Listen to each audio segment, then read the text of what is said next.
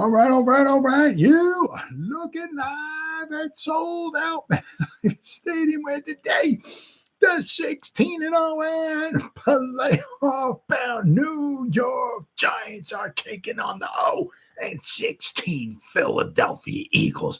And why are the Philadelphia Eagles 0-16?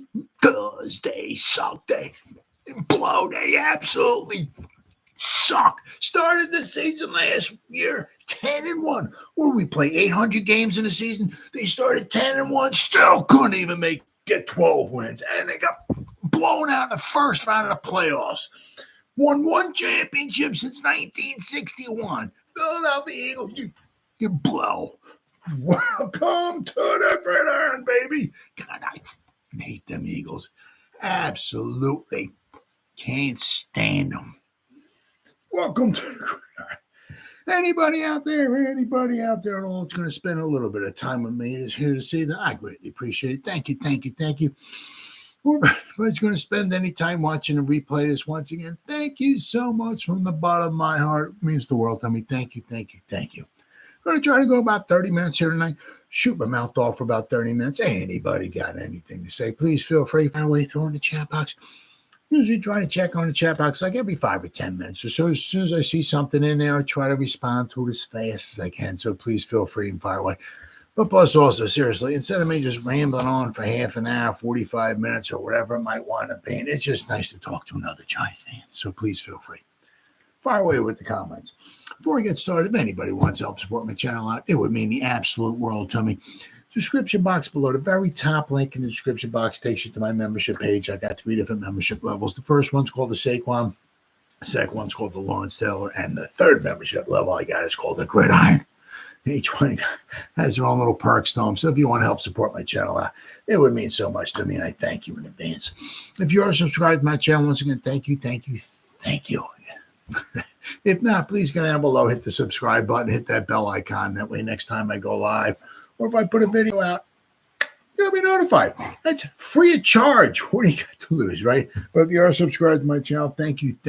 Maybe give this video a thumbs up or share this video. That would be freaking awesome.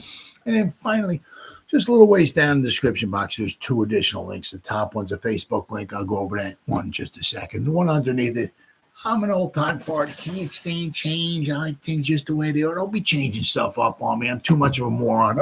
Rain is here. We can continue. I'm too much of a moron to be adapting and changing. I have to think and all that stuff. The link, it's a Twitter link. It's always been Twitter. It will always be Twitter. Whatever letter of the alphabet Elon Musk wants me to call it, that's on you, bro. I ain't calling it that. I'm calling it Twitter. You know why? Because it's Twitter. Follow me on Twitter. I'll follow you back. That's an absolute promise. I try to put Giants-related stuff in my Twitter account every day. Right? And then finally, the link on top of it takes you to my Facebook group. It's called the New York Giants, the Gridiron. We have over 8,600 members in the group. It's doing simply marvelous, might I add. Basically, if I'm alive and breathing and if I have internet access, I'm putting stuff in this group darn near 365. And not only do I put stuff in this group, but the members post stuff in this group as well, too. So between me and the members, there's a ton of New York Giants information going in this group every day. It's called the New York Giants, the Gridiron. It's my Facebook group. Please join it. You won't be dissatisfied. I promise. All right. Well, with all that stuff said and done and out of the way with, well, we have about 2 weeks to go, right, until the rookies show up, right? You know, it's like the week before training camp, so like 2 weeks. Whew. I mean, nothing's going to be getting, crazy going on, but then, so basically in 3 weeks, right, that's when the veterans show up, right? And then the day after that, it's on, right? So, I mean, we're getting down there. We are getting down there. As I said, this is always, I always say, it's like July 4th is like one of my favorite. I mean, obviously, I'm an old time guy. I mean, I like the, I like the family and all of that stuff. So Thanksgiving, Christmas, New Year's, those 3, those are my favorite. I love Halloween. Just the trick-or-treat and all that, but it also brings me back when I was a kid, when I trick-or-treated, but also taking my kids out trick-or-treating. I loved it. I mean, the time I got to spend with my kids just trick-or-treating, you can't put a price tag on that stuff. You know what I mean? So those holidays, I absolutely love those holidays. I mean, I love the holidays too. Like obviously, Labor Day, Memorial Day, and all that stuff, and but July 4th is always because it's just before we're starting to kick off the training camp and everything like that. So it's we're getting there. We're getting there. I mean, this is a tough time of the season. Because you got it's like the wilderness times, the wilderness weeks. What's going on? What do we do? Baseball's the only thing on. So, but we're getting there. We're getting there, one day at a time, 1 week at a time, and before you know it, it'll be here. Right? Another season, guys. Just think about it, man. We're getting this close to the start of another season. Whew, man, love this time of season. Absolutely love this time of season. All right, well, thank goodness, right? Thank goodness there's the reporters out there and stuff like that. They're all doing their jobs, and they're doing a fantastic, wonderful job putting out all kinds of fantastic, absolutely fantastic information for us to talk about. Thank goodness, right? I mean, thank goodness the Giants, taking time off. Hey, it is what it is, man. Those guys are freaking busy and all that and everything. So they're whatever, they're getting their vacations and whatever it is. But as I said, once again, thank goodness the writers the Giants aren't taking time off. So we always going to have something to talk about. So to you Giant beat reporters and writers and guys and gals that follow the team and all that, I salute you. Thank you. You give us stuff to talk about. So fantastic.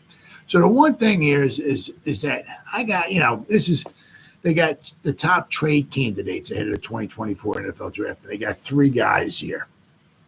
Right. One of them, I mean, the last one, I think it's just the last one. Is that the last one, right? Yeah, the last one. I don't know what kind of trade market there would be for him. And to be honest with you, as we, I'm starting out there's just 3 of these guys, 3 trade candidates that the Giants could trade, right, and get something in return, right. The first 2 make sense to me.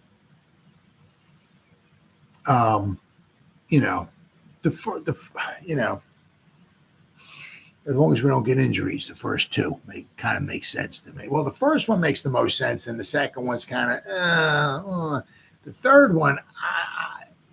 I'll go over it when we get there. So the first one, I think is it the first one? So I'm sorry, I'm a moron here. Is it the first one? Yes. Okay. The first one is Darius Slayton. Now, once again, if we start getting nailed with the injury bug, okay. Now, once again, I don't want. I said I can't stand the Eagles, the Cowboys, stuff like that. I don't want anybody getting injured. I don't want nobody getting. I don't want nobody sneezing. I don't want nobody getting ingrown toenails. I don't want anybody on the Eagles even getting freaking dandruff. Nothing. I don't want the cowboy getting a sniffly nose. Freaking nothing. But the stuff happens. Right? It happens, especially with the Giants too. Now, if they,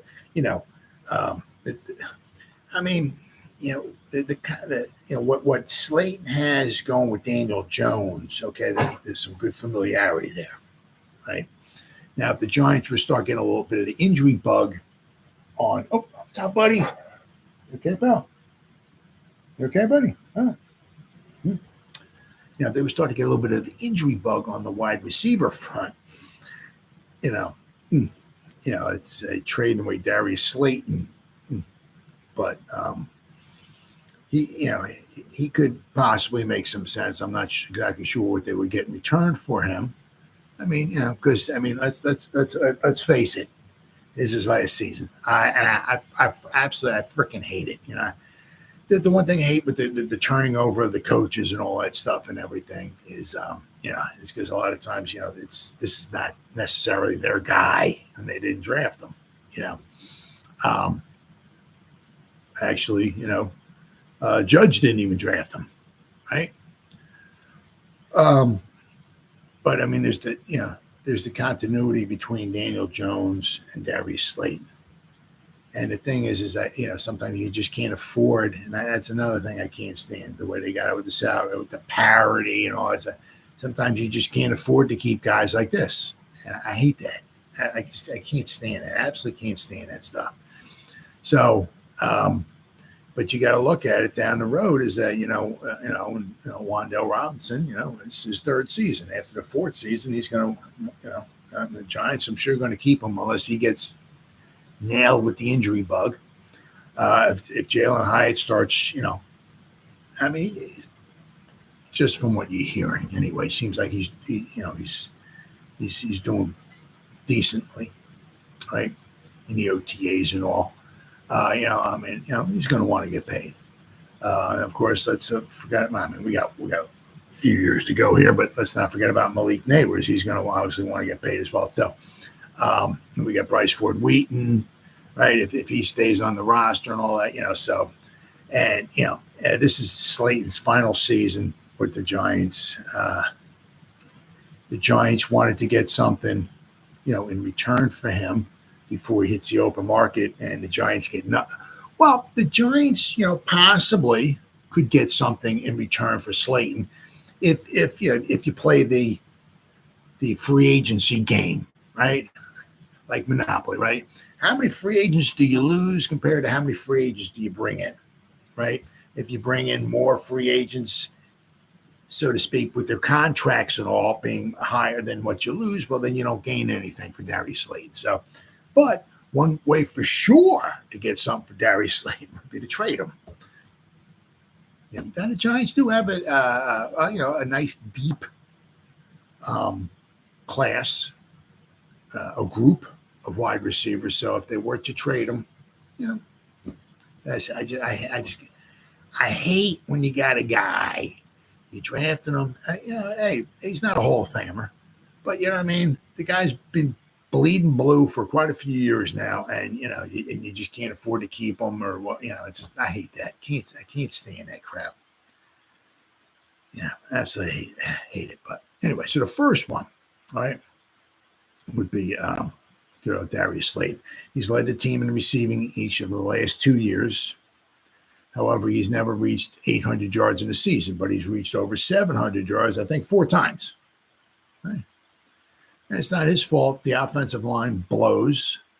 The offense is pretty much blown.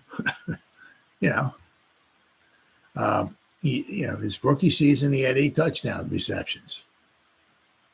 Right. He's entering the final year of his contract and skipped spring workouts while seeking a new contract. The 27-year-old ultimately agreed to a revised deal with the additional incentives, which he's probably, even if he started every game, I still have a hard time believing he's going to reach any of those incentives, but it is what it is. We adjusted my contract this year a little bit, just tried to make it a little bit more lucrative. I hope he makes it, but I kind of doubt it. And I'll be bummed out when we wind up losing the guy. Because the dude's a class act. Once again, he's not a Hall of Famer, all pro, nothing like that. But, when you got a guy on your team for, quite a few years, I just can't stand freaking losing these guys. Absolutely. I freaking absolutely hate it. Anyway, let's see. Business is business. And if New York starts chasing cap dollars, moving Slayton could be good for business, which would be true. Doing so would save $3.4 million in 2024 cap space. Now we have about 11.5 or so, whatever. So according to this, my math is correct. That would bump us up to almost $15 million we'd have. Now, once again, if you don't spend it, you don't lose it. You can carry it over the following year. So if we were to go up to $15 million, say due to injuries and stuff and everything, you spend $5 million to get your through the season. Well, you have an extra $10 million you can carry into the following year. So, with Neighbors, Wan'Dale Robinson, have Isaiah McKenzie, yeah. Allen Robinson, okay, Hodgins, Hyatt in the fold, and let's not forget about Bryce Ford-Wheaton. Forget about him, right? New York could field a functional receiving group without Slayton, which is true. It is true. It's true. So now the next guy here they have possible, trade candidates would be Azeez Ojulari. I understand it. To me, it makes less sense as we go along here. Darius Slayton, I can see. Azeez Ojulari, I can see as well, too. I got to ride the fence here. I can see Azeez, and I can't see Azeez, okay? This is probably going to be his last, quite possibly might be his last season with the Giants. Might be the same thing. Because, his rookie contract's up. He's going to want to get, I don't know what he's going to want to get paid. He's going to want to get paid. But once again, with his injuries and all that, I don't know what he's going to get paid. I mean, the Giants try to wind up bringing him back. He ain't bringing him back by how much. So there's a good chance he hits the open market, and some team might pay him, right? Especially, we've seen this before on contract years, right? Guys all of a sudden are like, man, that guy had 9 sacks. Wow. Stayed healthy, and wow, he never had that many sacks before, never stayed healthy also. Maybe it was the contract year had something to do with it, right? So we've seen that before. The thing I don't like about would be trading him would be, you want to have the stable, right? You want to have your starters, and then you want to have somebody else, at least one other person you can bring in from the sideline. All right, now Azeez, if we can keep him somewhat healthy, now I don't know. He did not look super spectacular last season. Was that injury related? Is he just, is he slowing down from injuries? He had an injury problem coming out of college. Are they starting to catch up with him? Is he finally coming into this training camp looking good? If we cut him down to, say, 30 snaps a game, is that something he can do and be productive? If so, right? I mean, you got to give Kayvon a little breather. You got to give Burns a little breather. You don't want those guys out there 100% of the snaps, right? Hey, right? You give Kayvon a little breather every now and then. You give Burns. Why not bring Kayvon? Not Kayvon. Bring Azeez, right? If he, because when healthy, the guy is very good, very, very good, and that would, who else are we going to bring in off the sideline to, have any kind of real effect? Tolman Fox, or it's like, I don't know if we were thinking about, Isaiah Simmons on third down or something. I don't know, but once again, I could see maybe striking while the iron's hot, get something in return for Azeez, even if it's like a 6th round pick or something like that. But so I'm riding the fence on this one here. It does make a lot of sense, especially if you're not going to want it. And the Giants know. I mean, they have a good indication. Shane knows. He has a good indication. He has some good thoughts. Are we going to bring this guy back next year? Or, he's maybe he's not sold 100%, but I'm sure he has, a good idea which direction he's going to go with, maybe with Azeez, right?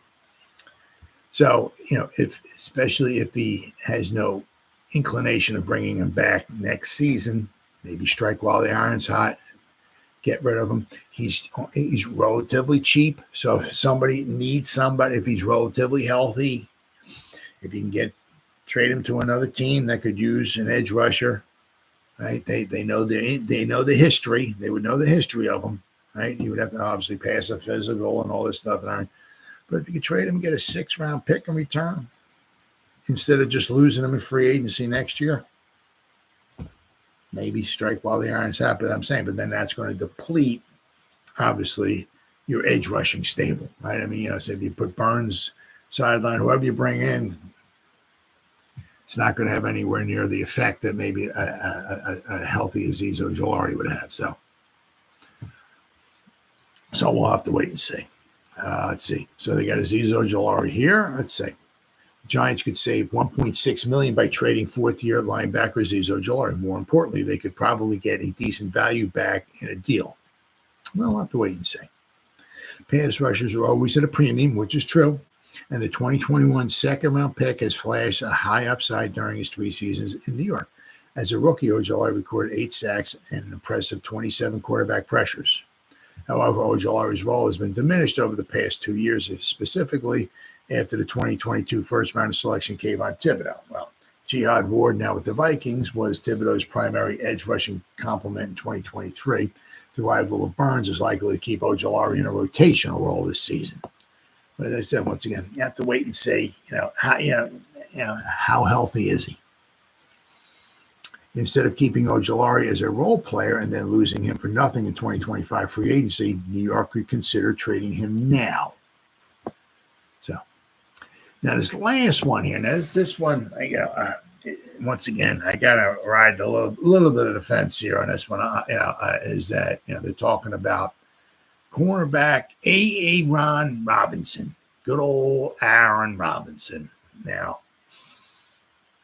possibly trade, the guy has hardly played at all. I don't know what you would possibly get in return for a guy who can't stay healthy. I have no idea. You get a 32nd round pick for him. You'd be lucky to get a 7th round pick for the guy. A 7th round pick is a 7th round pick, right? But it would have to be the guy. He would still have to pass a physical on another team, right? And you would get a 7th round in return. But the thing is that when he, was healthy, those couple minute minutes when he actually was healthy and was actually on the field, he didn't do too bad. Now, the one area of weakness the Giants have would be cornerback. Why would you want to trade away a cornerback, right, that's trying to come back? As I said, he may not even be able to pass a physical. So, I don't know how you could trade him, right? He's trying to come back, right? But if you have an area of weakness and when he was healthy, once again, I'm not saying the guy was a Hall of Famer. He's not an All-Pro, but from my eye, from watching him on the field and the numbers put up by PFF, when he was playing, he put up decent numbers, right? Now, if he's able to come back, because it's been a while since he's played, if he's able to come back and he can perform, why would you want to deplete your cornerbacks, right? That's an area, that you're a little thin at.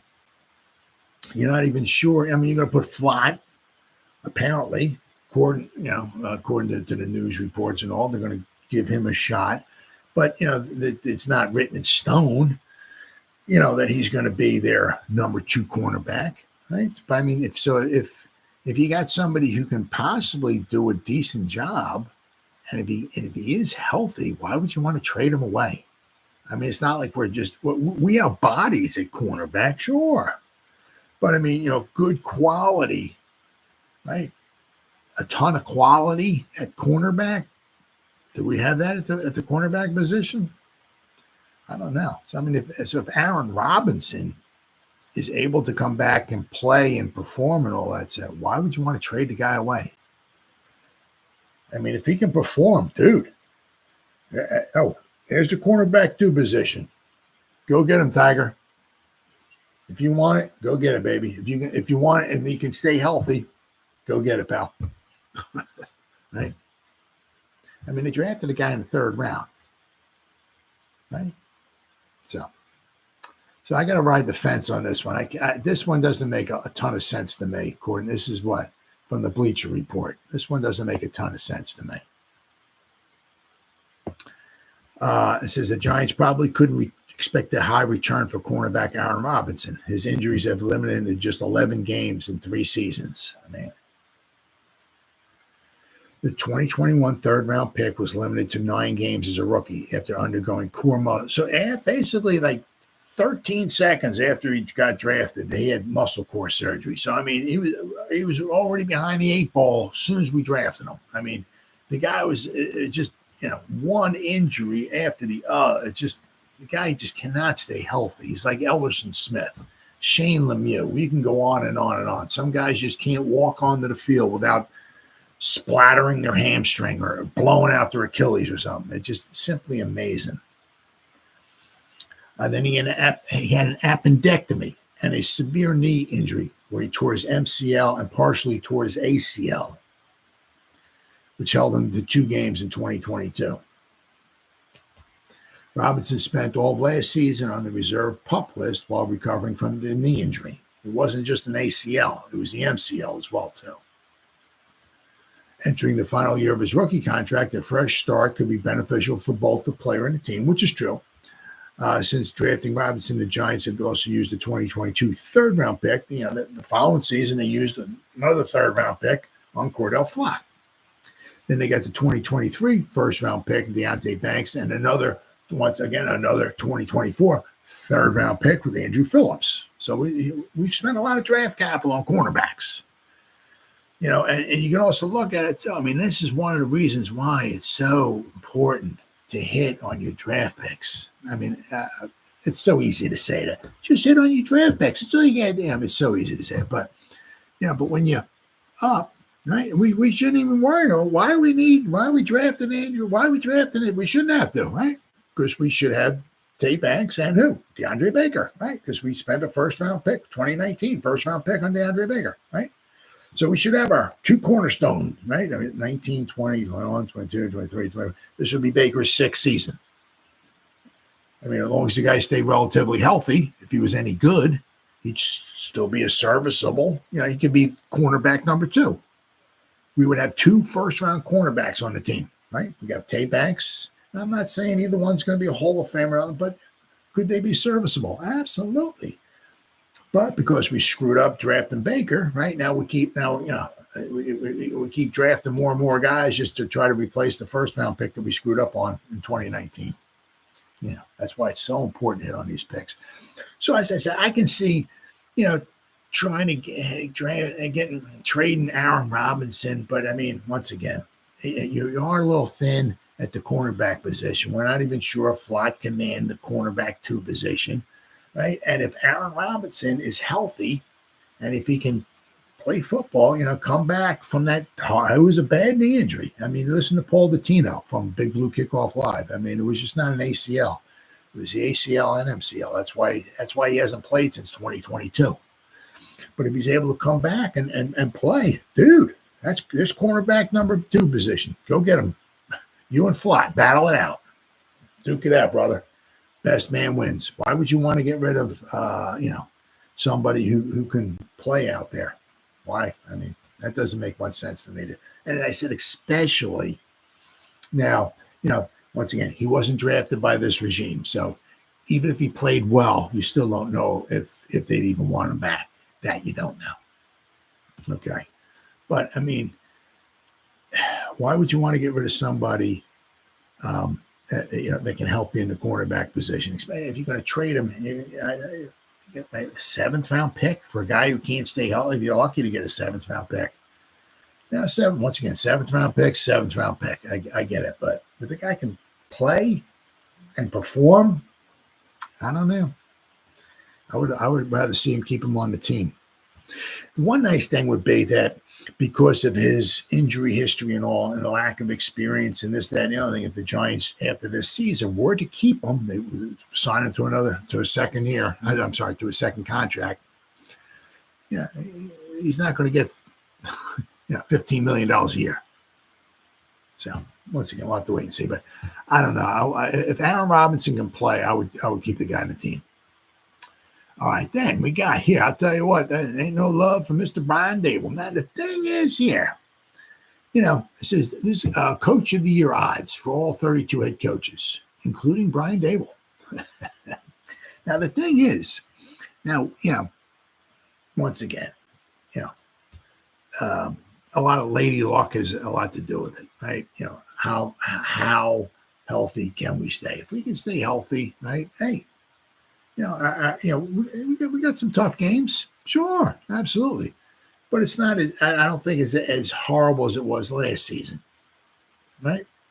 What happened? When we were relatively healthy, a couple of years ago, we went to the playoffs. Brian Daboll, Coach of the Year, right? Last season, absolutely horrible season. So if we can, and there's one of the articles here somebody wrote. I'm going to go over in just a couple minutes, talking about Giants maybe being a dark horse, maybe not to win the Super Bowl, but hey, maybe to do something. But I'm saying if the Giants can stay healthy, right, with Daboll calling the plays, maybe the offense, starts gelling, right? Right. If we go from 6-11, once again, I'm just, go to 6-11. Once again, I'm not smoking. I'm just saying we go from 6-11 to maybe somehow 10-7, 11-6, or something like that. That would have to shoot Daboll up the, Coach of the Year. So, but I'll tell you what, his odds. Well, if you want to throw down like $20 on him, you might make yourself some pretty good money in return here. Let me see. He is way down the list here. His odds. Let's see. Coach of the Year odds. Let's see here. We got Matt Eberflus of the Bears. He's at plus 900. Jim Harbaugh is plus 900 as well too. Robert Saleh is 1,100. D'Amico Ryans of the Texans is plus 1,100. Matt LaFleur of the Packers is 1,200. Raheem Morris of the Falcons is 1,300. And Jonathan Gannon of the Cardinals is 1,500. But if you go way, way down at the bottom down here, there ain't no love for Mr. Daboll. Is he the last one? Okay, Andy Reid is plus 5,000. Todd Bowles of the Buccaneers is plus 5,500. Dennis Allen of the Saints is plus 6,000.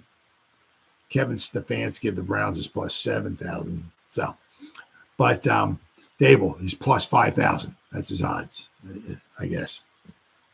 So not very good odds here. Let's see, what is it? What do we read here? See, Giants head coach Brian Daboll burst onto the scene in 2022, leading the Big Blue to a 9-7-1 record, the first playoff berth since 2016, and the first postseason victory since after Super Bowl 46. Right? That was a significant turnaround for a Giants team that went 4-13 a year prior and had been floundering for a decade. In fact, it was impressive enough that Daboll was named the 2022 AP Coach of the Year.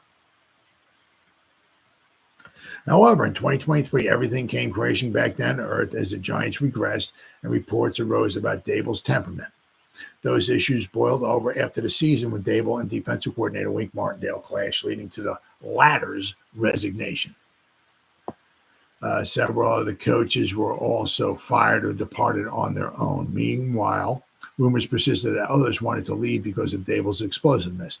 Heading into the 2024 season, Daboll has assumed near complete control of the team and is poised to take over play calling duties from Mike Kafka, who is giving what amounts to as an honorary assistant head coach title. Can Daboll return to Coach of the Year status? Says, here's a look at all 32 coaches in the NFL ranked by their odds to win Coach of the Year. The list is in order from the biggest long shots to the biggest favorites. So I mean, the thing is, like with Andy Reid, to win Coach of the Year, the problem with him trying to win Coach of the Year, he's a plus 5,000. He wins Super Bowls every year. How are you supposed to be Coach of the Year if you got the greatest quarterback maybe of all time, right? You keep winning Super Bowl. What else did you do? So it's kind of tough for him to win. But so Brian Daboll, his odds are just as good as Andy Reid's are to win. So plus 5,000. So I guess if you're I'm not sure how exactly that works, but I don't know if you bet $1, you win 5,000. Is that how it works? So, if you throw down like $20 on Daboll, does that mean if he wins Coach of the Year, you get $100,000? Is that how that works? I don't know. But I mean, if things, things roll the right way for the Giants, might be worth a shot. I'm not a betting guy, so I wouldn't bet it. The best way for you to win money, okay, which I find out, right, would be find out who I'm betting on and bet the exact opposite, and you have a good chance of winning. Right? Like if I'm going to pick the Giants, say the Giants are +3 or whatever, something. Say if I'm picking the Giants, I put $50 on the Giants. I tell you, hey, I put $50 on the Giants. Well, the way for you to win money, you just pick the other team. Pick the other team. That's basically how I found out. I think it was 1997. I think I lost. It was 7 times in a row I lost. I'm like, even Greg Maddux, he lost in the World Series. Was it to the Indians? I think it was. Greg Maddux was like 24-3. Let me see what his record was here. Let me look Greg Maddux here. Let me type in Greg Maddux of the Braves. Let me check out his stats for 1997. He had a great record in 1997. 1997. Okay, it was 19-4. Okay. That was during the regular. I think that was just during the regular season. So it was 19-4. But then he won. Then it was like a playoff series or so. He won a couple games in there. So he was like probably 21, 22-4, something like that, going into the World Series. So he was 22-4. So I remember I put like $50. I didn't put a lot of money on it. So I put $50 down. Of course, they lost. It's just like. So we had 5 losses all year long, and I had one of them. You know what I mean? So I'm like, I can't remember the other losses. It was just like absolutely ridiculous. I mean, what are the odds really? I mean, you flip a coin and you call heads, and 7 times in a row comes up tails. What are those odds? Not very good. So after I lost 7 times in a row, I'm like, and I said once again, thankfully. The one thing I am thankful for is I would only bet like $100, maybe $50. So I didn't bet. It wasn't like, well, I lost 5 times in a row, so now I'm going to bet $700 to make up for the 5 losses I had.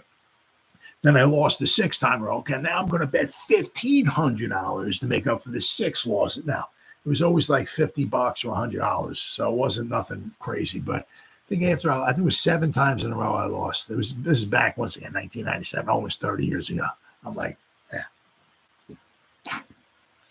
And then you really start thinking about it. I mean, some guys, sure, some guys are really good and they can figure out or whatever, maybe how to win. But that's a small percentage because you see all these commercials on TV for all these betting apps and stuff like that. You know where all that money comes from for them to advertise? You know where that money comes from? Comes from you and me. You and me, right? Right? They get, was it Jamie Foxx or whatever on there? Is MGM Sport, whatever he is or something like that. You know who pays? Not MGM. You pay him. I pay him. You know why? Because we lose. Simply amazing. You got a 50-50 chance, right? The Giants going to win by 3? Are they going to lose by less than whatever? You know what I'm saying? Or the Mets going to win? Or the Mets going to lose? You're 50-50 chance. And it's amazing. 95% of the time you pick wrong. How does that work? How does it work? So, so that's why I don't bet no more. But I mean, 5,000. I mean, if you can bet, I'm thinking it's plus 5,000. I'm saying, so if you put $20 down, you'd win $100,000. Is that how it works? I don't know, but Daboll's odds are not very good to win Coach of the Year awards. So, as I said, but if things fall right, the Giants get somewhat healthy. I'm not saying they're going to the Super Bowl, but I can see them going from 6-11. Once again, if things fall right. Got to be healthy. The offense has got to, the offensive line, all that stuff. And I think, I can see us making a nice little turnaround. Winning 9, 10, maybe 11 games if things really go super duper right for us, right? I mean, you go from 6 wins to 11 wins. That would be a nice turnaround. I would put him in the conversation anyway for Coach of the Year. All right, then I seen this here. This was Daniel Jones. Daniel Jones haters won't like where the Giants quarterback ranks in this one key area. That means according to this one key area, Daniel Jones is better than Justin Herbert and Lamar Jackson. Oh yeah, word to your mother. There are plenty of adjectives to describe New York Giants quarterback Daniel Jones. It appears clutch is one of those adjectives. You read that correctly. Daniel Jones detractors. That's right. Clutch. Oh, yeah. According to Douglas Clawson, whoever that is, of CBS Sports, Jones was ranked as the 8th most clutch quarterback in the NFL. Wow. Clutch. Above signal callers like Justin Herbert and Lamar Jackson. Hear me out before you pound your fist on the table and yell, Daniel Jones is 8th on this list. He had very few clutch opportunities through 3 seasons, which is true. Yeah, right. But he's been steady lately. He successfully led the Giants down the field to tie or take the lead on 11 of 25 opportunities, which is 44% in the last 2 years, a top 10 rate in the NFL, Clawson wrote. And you got to look at it, right? With the bad offensive line, we don't have phenomenal offensive weapons. That's not too bad. Not too bad. Jones has been the punchline of jokes for the majority of his career since entering the NFL as the number 6 overall pick in the 2019 draft, but it seems he deserves more respect. Clawson went on to provide more proof, such as Jones' ability to protect the football late in games. His 5 turnovers in the fourth quarter and overtime in the last 2 years is the same number as Joe Burrow. And let's not forget, Joe Burrow has Higgins. He's got Chase, right? He's got better weapons, right? I'm going to go over the guys in front of him, okay? And we'll be a little theme there compared to what Daniel Jones has, okay? Let's see. He also led a game-winning drive on the road in the postseason against the Vikings. Now, if only Jones could figure out how to protect the football during the first 3 quarters of the game as well, then the Giants' offense would really be cooking. Well, if he could also find an offensive line that could help protect them, then we'd really be cooking. If we also find some offensive weapons, then we'd really be cooking, right? This is a vital year for Jones, considering the Giants will have an out of his contract after the season. Coming through in the clutch is one way to ease the concerns about his stability.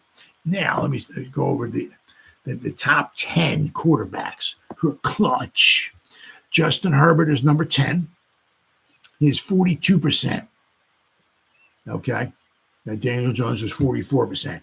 Justin Herbert has converted on 42% of his game-tying or go-ahead drive chances in his career. Now, I mean, if we go back, right, I mean, they just let go 312 wide receivers.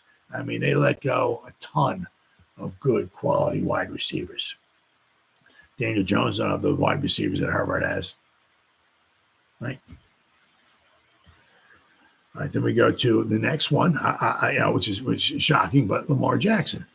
Right? Now, maybe Lamar doesn't have, but Lamar, he's like his own Madden game. I mean, he's a joystick. I mean, the dude's just a freaking beast. What an animal he is. I mean, maybe so him being on this list, I gotta bow down to him because he's just a freakish animal, right? He's not, I mean, maybe his weapons aren't as phenomenal as some of these other guys I'm going to go over. So you got to give Lamar his props.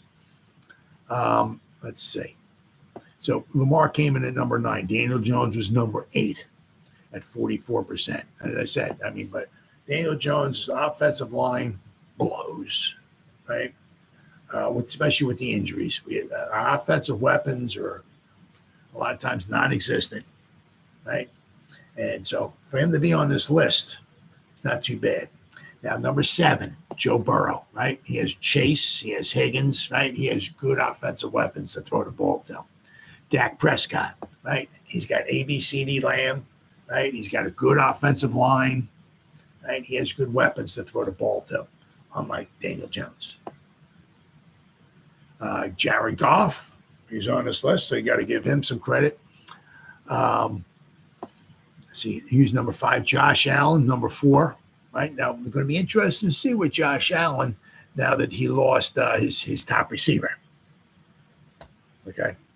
I'm sure he'll still do a very good job because Josh Allen, sometimes seems like he just puts the team on his back. Now that Diggs is gone, right? They put a team on his back and just drive him down the field. But if he does not have, maybe with Diggs not there anymore, we'll have to wait and see. But I mean, Diggs was certainly a huge part of Josh Allen's success over the past couple of years. Then we got number 3 is Jalen Hurts. I'm not even going to bother this because he's got like the best offensive line in football. He's got DeVonta Smith. He's got A.J. Brown. He's got 2. Put Jalen Hurts behind the Giants' offensive line last season, okay? Give him the Giants' weapons, okay? Let's see Jalen Hurts get on this list. He's not going to. He's just the benefactor of a good offensive line, one of the best in football, okay? And phenomenal wide receiver play. So then we got C.J. Stroud. Now, okay, he's on this list. Okay, the thing is, is that something he can keep up? Can he keep up? Right. I mean, he did it for 1 year. Yeah. Hey, a phenomenal season. He rookie of the year, whatever, all that stuff and everything. Phenomenal season. Awesome. Hey, I'm not pulling against him. Oh, keep it up, dude, man. Way to go. Keep it going. But it was just 1 year. Can you do it? Can you keep it going? If things aren't going well, if your offensive line starts breaking down, if you don't have good offensive weapons and stuff, whatever, can you keep it going? We'll have to wait and see. Then, of course, the number 1 guy, of course, is, you don't even need to, so C.J. Stroud was number 2. And, of course, maybe the GOAT, is the up and coming GOAT. Mr. Mahomes is number 1. So, I mean, he's just a freak. The one thing is with him is that also you have to, we're going to look back to the Super Bowl they lost against Tampa Bay. They couldn't even score a touchdown, right? So, if obviously he lost Tyreek Hill. I mean, when they had Kelsey and Hill, holy cow, what a dynamic duo. They lost Hill, and the guy's still churning out Super Bowls. I mean, once again, you can't really take anything away from him. But, the one Super Bowl against Tampa Bay. It's relating some of this with Daniel Jones. I'm not trying to put Daniel Jones and Patrick Mahomes' category, not like that. But Daniel Jones has had problems with the offensive line. When Patrick Mahomes went to the Super Bowl against a very good team, right? And his offensive line was decimated, they couldn't even score a touchdown. They kicked 3 field goals, right? So even Patrick Mahomes has a script tonight. Okay, I mean, if he's got Kelsey, got good offensive line play, right? Got Andy Reid dialing up the plays and all that, and everything's just hunky dory. Right, but maybe if Kelsey's not in the lineup, he doesn't have phenomenal stars to throw the ball to. Maybe he has some problems with the offensive line.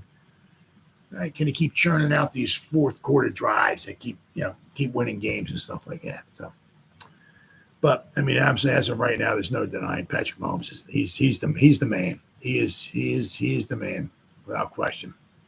All right, then I got this here. This is the Giants. This is from Giants country. This is from Ezekiel Trezeval, I guess that's how you pronounce it.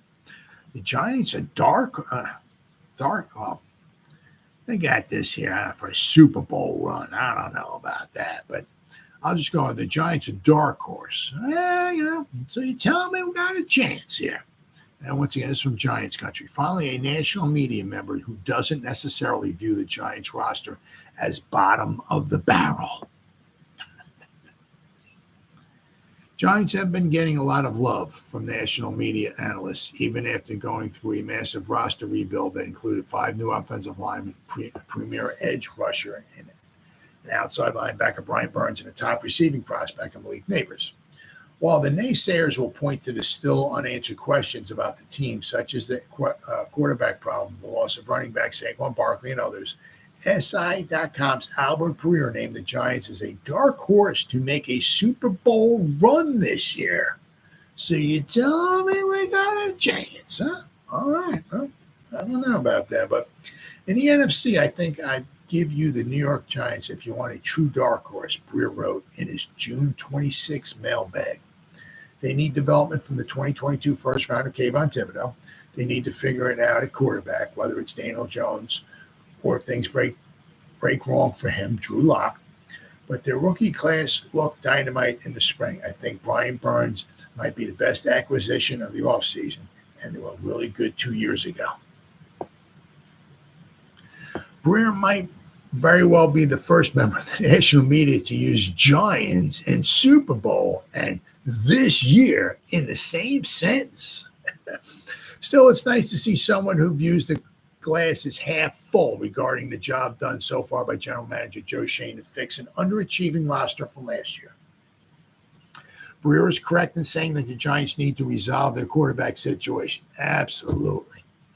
The team, but they have a plan, right? Plans, have a tendency to change and all that, but they do have a, it's not like, well, we don't know. Well, we're going to see who's going to know. Daniel Jones is healthy. Daniel Jones is the man. Okay. So now, however that works out, we'll have to wait and see. But as of right now, that's the plan. If he's healthy, okay, if he can move around, if he gets the okay from the doctors and everything like that, right, he's the man. The team is planning to run it back with Daniel Jones, who is vowed to be fully ready to start training camp later this month, despite still rehabbing from his torn ACL. Head coach Brian Daboll is also strongly leaning toward taking over the play calling, as evidenced by his doing that role throughout the spring. The Giants are hoping that their defensive front, upgraded thanks to the addition of Burns, gets home more often against opposing quarterbacks. Other questions need to be resolved, specifically the offensive line. Oh, my goodness, yeah. Can Carmen Bricillo work some magic with the offensive line? And can we stay healthy? Keeping the same 5 guys next to one another, even if they, if you put 5 sucky guys next to one another, but they're the same 5 sucky guys game in and game out, they'll get better. Because they'll know each other, they'll know each other's strengths and weaknesses and all. But, it's almost... it's almost like spitting into the wind or whatever, however you want to put it. You can put 5 great guys out there, but if every week you got a different lineup in there, it's so tough, so tough. Let's see. Yeah. Specifically their offensive line, which has been a problem for much of the last decade plus, which is very true. The hope is that Carmen Bricillo, hired during the offseason, continues his impressive streak of getting offensive lines to perform at an acceptable level. Another big question no one has discussed but should be is whether this team can avoid the rash of injuries that seem to hit it hard every season. Well, they're trying to they're trying to. Certainly trying to overcome that. That's something that with Wellman they brought in that they're going to try to, hopefully work his way out. Because when he was in here last time, back in the teens, whatever it was, 2016, 2017, 2018, whatever, their injuries weren't too bad. So, and it seems like he's a no-nonsense kind of guy, and he takes his job very seriously. So, I think, along with with Bricillo coming in here, Wellman. Bringing him in, I think that's a huge addition. Huge. So we'll have to wait and see. Knock on wood. I mean, if the Giants can stay somewhat healthy this season, that would be an absolute huge addition. All right, then finally, I got unfortunately, sadly, as time goes by, a lot of guys, especially a lot of the younger guys don't know a lot of these guys that pass away.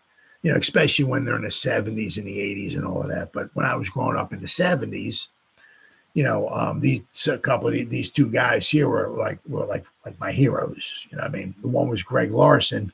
Interestingly, right, he played center. The Giants drafted him in 1961. He was a center from Minnesota. Fast forward to 1989, first round, the Giants drafted Brian Williams, a center from Minnesota. Fast forward to 2023, the Giants drafted John Michael Schmitz, a center from Minnesota. So something in the water there in Minnesota about far as drafting centers now. Brian Williams was drafted in 1989 by the Giants, and he played till 1999. He missed 2 seasons. Somebody poked him in the eye. It was friendly fire. One of the team drills poked him in the eye, and he started seeing double vision. Right eye started seeing double vision. So he missed 97 and 98. Came back and played one more season in 99, but he had a rather lengthy career for the Giants. God willing and all that stuff. If John Michael Schmitz stays healthy, obviously staying healthy, knocking on wood and all that stuff, you can see John Michael Schmitz having a rather lengthy career. Not saying he's a Hall of Famer, not like that, but if he takes his, if Priscilla can help him out. If he takes his position that very seriously, works on his deficiencies and all, I don't see why he couldn't have a rather lengthy career in the NFL as well.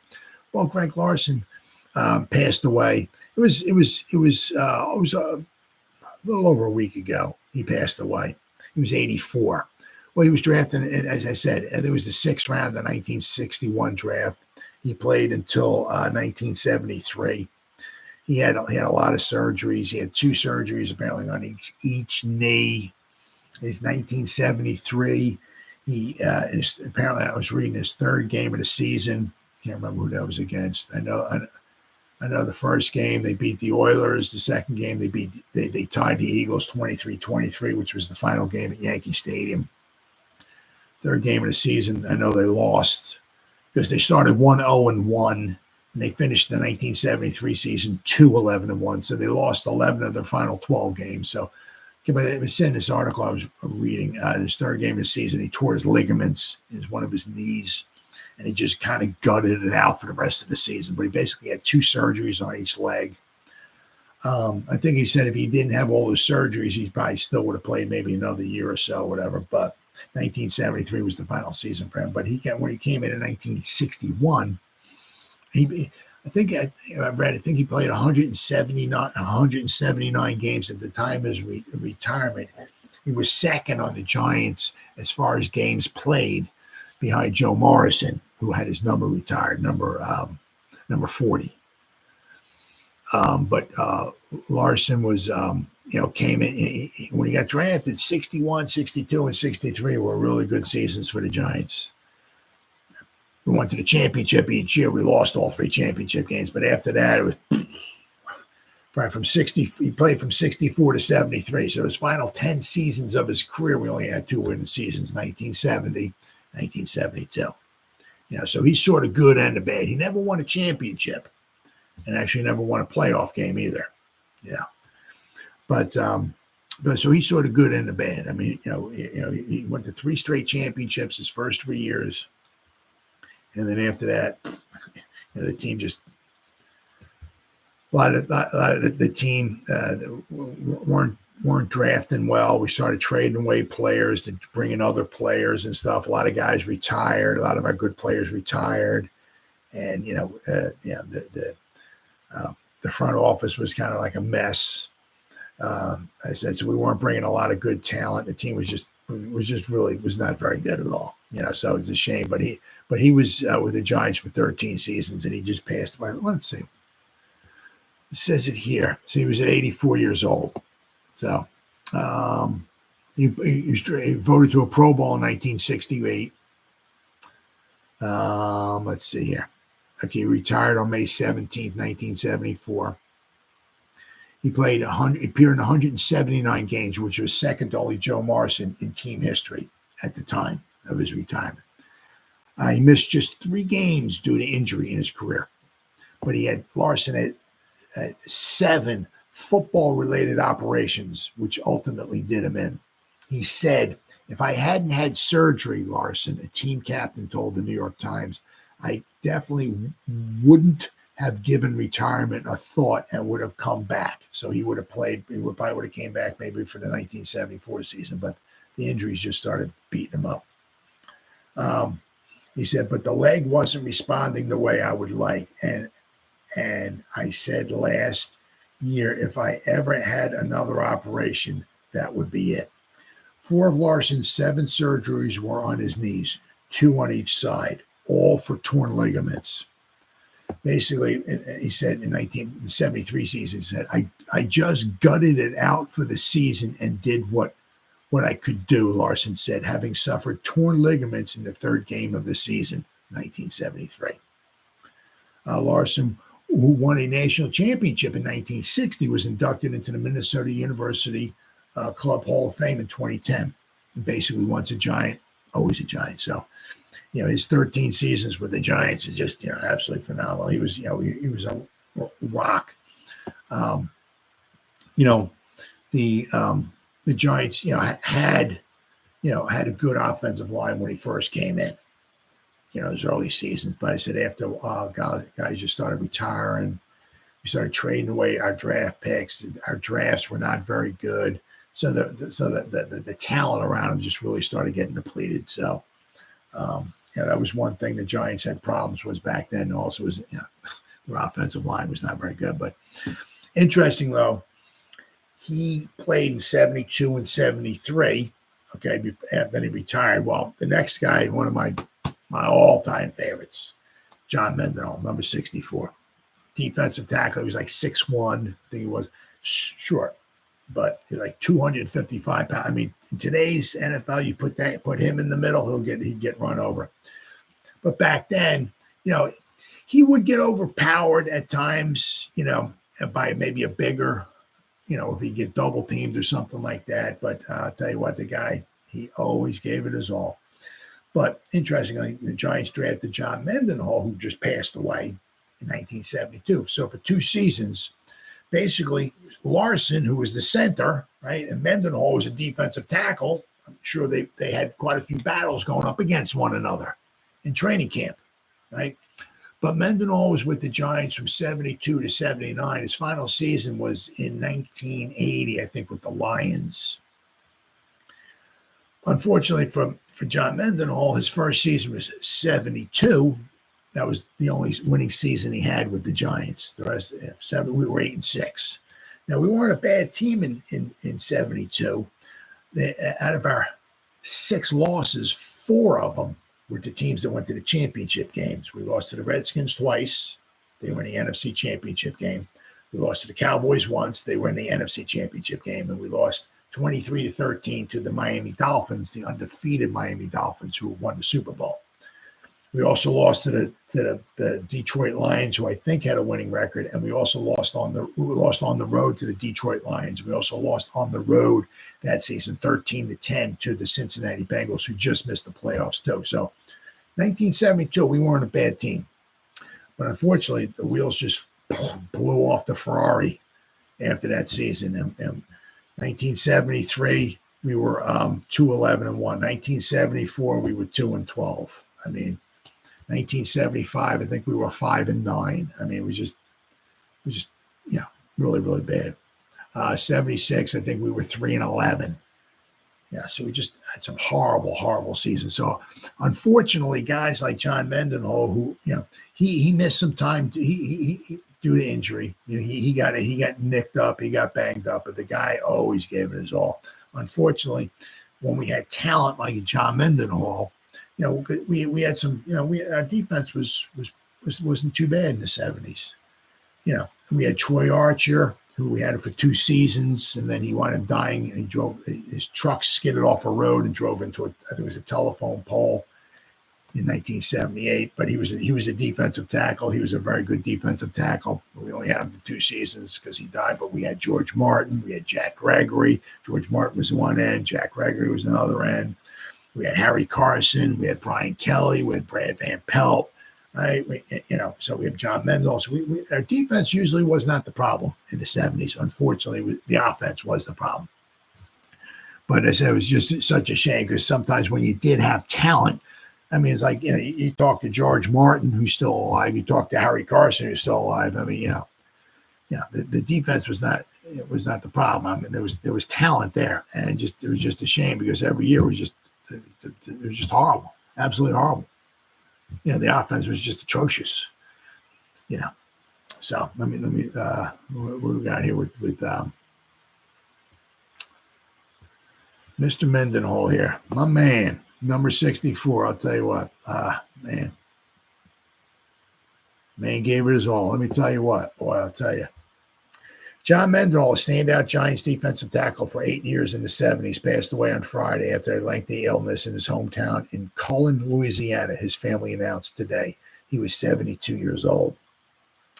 I was very saddened to hear of his passing and called a lot of guys to let them know, said George Martin, who played his entire 14-year career with the Giants and was Mendenhall's teammate for 5 seasons. He helped me break into the league in very definitive terms. He had a profound impact on me and many others the way he played the game. At 6'1", 255 pounds, Mendenhall joined the Giants in 1972 as a third-round draft choice out of Grambling. He was selected to the All-NFL rookie team and started all 14 games for a squad who finished 8-6. That was the only time that he played on a winning team for the Giants. Indeed, the Giants won 29 games in the next 7 seasons. So basically, the next 7 seasons he was with the Giants, they averaged 4 wins a season. And it wasn't his fault, I'll tell you what. See, when Martin joined the Giants as an 11th round draft choice in 1975, Mendenhall was entering his 4th season. The two players were not just partners on the defensive line, but they were also roommates. We were both defensive linemen and we were both African-American, Martin said. As the cut came down, I became a starter very early on, and John thought it would be in my best interest to room with him so he would make sure I understood how the game was played, not so much from X's and O's, but from the attitude and the mental preparation. I can't thank him enough for taking me under his wing. And though his bedside manner left a lot to be desired, for a rookie, he put you on a fast pace and you had to learn quickly. I attribute my 14-year career in large part to John. Mendenhall was one of several standouts on the defensive that included Martin, Giants Ring of Honor inductee, 1976 first-round draft choice Troy Archer, who I said they only got 2 seasons out of him because in 1978 his truck skidded off a rain-slicked road, and I think it was a telephone pole. Was he a telephone pole or a tree? And unfortunately, he died. Also, Jack Gregory, right, who led the league in 1972. I've seen all different types of reports. He had 20 sacks. He had 21 sacks. I heard 20. I think I even heard 22 sacks in 14 games. He led the league. So if you imagine we played 16 or 17, or what are we up to, 300 games a season now because it's all about the money, right? So imagine Jack Gregory in 1972 played 17 games. He had 20 or 21 sacks. So I even heard like 22 sacks in a 14-game schedule. I mean, he might have had 25 sacks. He was averaging a sack and a half a game. So put 3 more games on it there. He probably would have had 3 or 4 more sacks at least. He'd probably have the all-time record. We traded for him from the Cleveland Browns. Let's see. Of course, we also had Harry Carson back then, Brad Van Pelt, and Brian Kelly. Right. If you talk to people who know the era well, we always had an outstanding defense. Yep. Martin said, our overall lack of performance wasn't due to the defense. As a matter of fact, we'd shut teams out sometimes and tell the offense as they were going on the field, hey, you guys go out there and hold them, because they were 3 and out most of the time, which they were. It was horrible. Run the ball on first down, run the ball on second down, throw an incomplete pass, or get sacked on third down. Dave Jennings would come run out onto the field and pump the ball, and our defense would be back on the field again. It's absolutely horrible. Giants have traditionally always had a good defense. Those players are an indication as to how far the defense played, or how well the defense played, and how it kept us in games. Mendenhall played in 101 games with 99 starts for the Giants. His 1973 season was cut short due to a knee injury that required surgery, and 2 years later he missed 5 games with an ankle injury. An outstanding run defender who was a force as an interior pass rusher. Mendenhall also had 1 career interception. When I first came to the Giants, we were running a 3-4 defense, and John was the nose tackle, Martin said. He had the tough exterior and attitude, and he played with great determination. He didn't mind telling you if you didn't play up to his standards, not the coach's standards, not the general manager's standards, but his standards. He got in your face in a heartbeat. When we switched over to a 4-3 defense, he and I tag teamed on the left side together. It was a lot of fun because John knew how to play defense, and he played it with tenacity. And when he went to the 4-3, they had Jack Gregory on one side. Troy Archer was one defensive tackle. John Mendenhall was another defensive tackle. And George Martin was the other defensive end. Nice front four. Then behind that, you had Brad Van Pelt, one outside linebacker. Maybe Brian Kelly is another outside linebacker. You also had Harry Carson in the middle. Sometimes Harry Carson might have been on the outside. They had Brian Kelly maybe in the middle. But I know Carson, I don't think was a middle linebacker right away. But anyway, that was a good front seven, really good front seven. Mendenhall left the Giants following the 1979 season and played the final year for the Lions, who finished 9-7. At Grambling, Mendenhall earned 4 letters, was the team's defensive MVP, and was an AP Little All-America and All-NAIA selection. John Rufus Mendenhall was born in Cullen, Louisiana on December 3rd, 1948. He is survived by his wife, Stephanie, and daughters, Zandra and Kendra. The family will host a memorial service at the Memorial Funeral Home in Cullen on Friday, March 5th. March 5th. Right.